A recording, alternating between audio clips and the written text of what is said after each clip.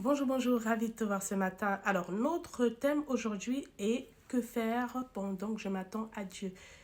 Comment ne pas s'ennuyer dans notre temps de désert? Pour ça, je t'emmène dans le livre d'Exode, au chapitre 3, à partir du verset 8.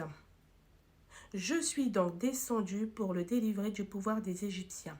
Je veux l'emmener d'Égypte dans un pays beau et grand, qui déborde de lait et de miel.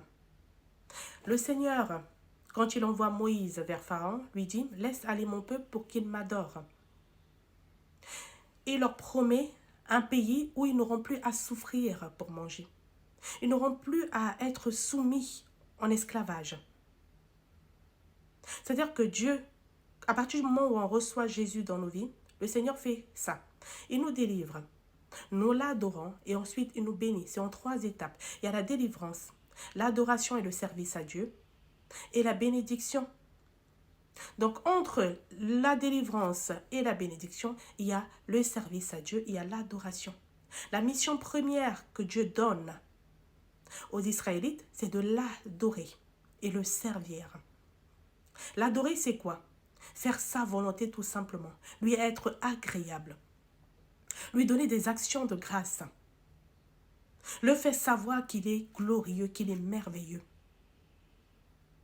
C'est la mission première que Dieu donne aux Israélites. C'est la mission première que le Seigneur nous donne, de faire sa volonté sur la terre, en le servant, en l'adorant, en faisant savoir au monde qu'il est Dieu, qu'il est glorieux, qu'il est bon, qu'il est merveilleux.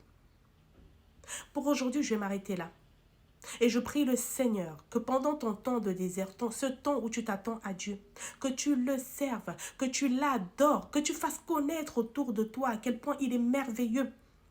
Que tu fasses savoir à qui veut l'entendre que Dieu t'a délivré de tes oppresseurs. Il t'a peut-être sorti d'une situation de mort. Tu étais peut-être au bord du suicide.